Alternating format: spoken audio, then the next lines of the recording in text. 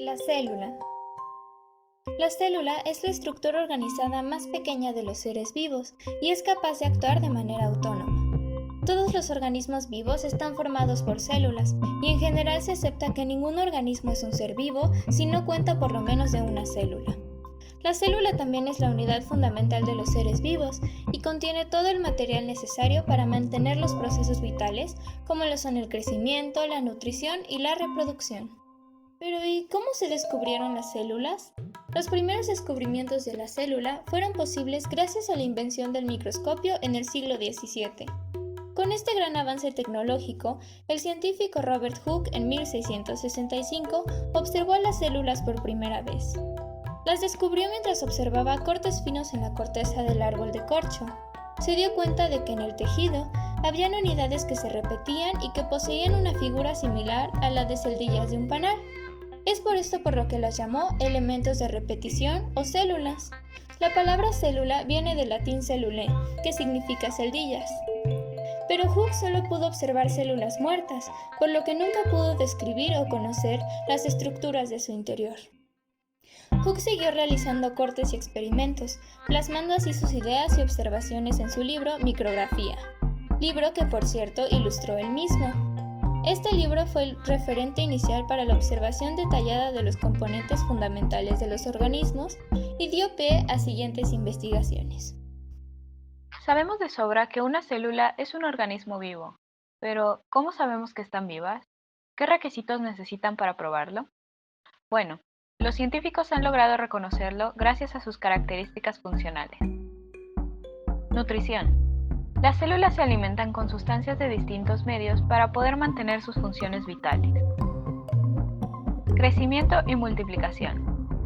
Cuando una célula está bien nutrida, tiene la capacidad de crecer y reproducirse mediante la división celular, es decir, la célula se parte, dando origen a más células. Diferenciación. En muchos casos, las células tienen la capacidad de cambiar de forma o función, gracias a que empiezan a formar nuevas sustancias o dejan de crear otras. Esto les puede servir para la reproducción o la supervivencia. Señalización. Las células pueden detectar estímulos y responder a ellos, así que por medio de diferentes métodos se comunican con otras células. Esto es especialmente importante en seres multicelulares. Evolución. Gracias a la genética, la reproducción puede dar origen a una célula ligeramente diferente. Si el proceso se repite, siendo impulsado por cambios en el ambiente, puede dar como resultado células considerablemente diferentes, adaptadas al nuevo ambiente. Evidentemente, por la cantidad enorme de células diferentes que existen, estas características no son exactamente iguales en casi ninguna, siendo que algunas células pueden incluso carecer de un par o más. La mayoría de las células son microscópicas, es decir, que no pueden ser observadas a simple vista. 1 milímetro cúbico de sangre puede contener unos 5 millones de células aproximadamente. Respecto a su forma, las células tienen un gran repertorio. Pueden ser fusiformes, que significa que tienen forma de huso. Pueden ser estrelladas, prismáticas, aplanadas, elípticas, globosas o redondeadas. E incluso hay algunas que ni siquiera tienen una forma definida. Ahora hablemos un poco de la historia y el descubrimiento de las células eucariota y procariota. Con la invención del microscopio, se dejó atrás la fase de especulación y se abrió paso a la era de la observación, la cual tuvo su apogeo a mediados del siglo XVII en el periodo de oro de la microbiología. Fue en esa misma época en la que Anton van Leeuwenhoek, basado en el libro Micrografía de Hooke, observó los primeros organismos procariotas en la década de 1670. También, en conjunto con las células procariotas, descubrió a las eucariotas y con ellas a los protozoos y los espermatozoides. Dato curioso, los organismos procariontes son los más antiguos que se conocen. Existen en la Tierra desde hace más de 3.500 millones de años. Célula eucariota.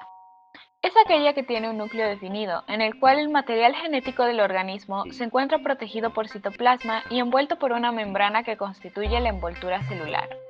Se caracteriza también por presentar el citoplasma en el que se encuentran los distintos organelos y el núcleo. El primer tipo es la célula animal.